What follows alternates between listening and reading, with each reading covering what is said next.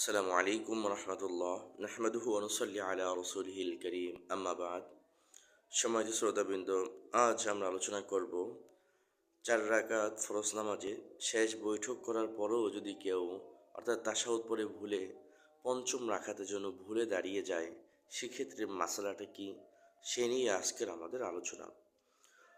তো ভাই, আমরা যদি 4 রাকাত ফরজ নামাজ পড়ি এবং 4 রাকাত ফরজ নামাজের সময় তাশাহুদ পড়ে অর্থাৎ শেষ বৈঠকে তাশাহুদ পড়ার পর যদি আমি ভুলে দাঁড়িয়ে যাই, দাঁড়িয়ে যাওয়ার পরে নামাজ পড়তে থাকি, পঞ্চম রাকাতে সেজদা করার আগে যদি আমার মনে পড়ে এবং ফিরে আসি সাহসিদা দিয়ে, তাহলে অবশ্যই আমার নামাজ হয়ে যাবে।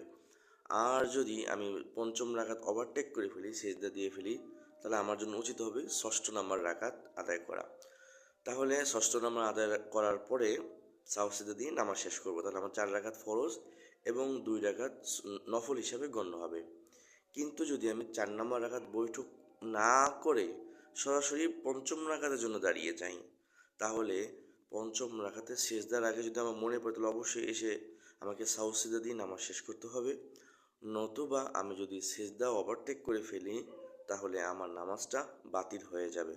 এর কারণ হচ্ছে, ফরজ নামাজের 4 রাকাত হোক বা 2 রাকাত শেষ বৈঠক করা হচ্ছে ফরজ।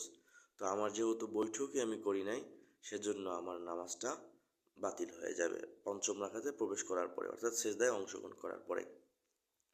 তবে যদি নামাজ 2 রাকাত ফরজ হয়, যেমন ফজরে 2 রাকাত ফরজ আমরা পড়তেছি, সেক্ষেত্রে যদি ভুল হয় অর্থাৎ বৈঠক না করেই আমরা দাঁড়িয়ে যাই, তাহলে 3 রাকাত পড়বো, 4 রাকাত পড়বো এবং এই 4 রাকাতই আমার নফল হিসাবে গণ্য হবে। পুনরায় আমাকে আবার সে ফরজটা আদায় করতে হবে। আল্লাহ রব্বুল আলামিন আমাদেরকে সঠিক মাসালা জেনে ওই অনুযায়ী আমল করার মতো তৌফিক নসিব করেন। আমিন। আসসালামু আলাইকুম।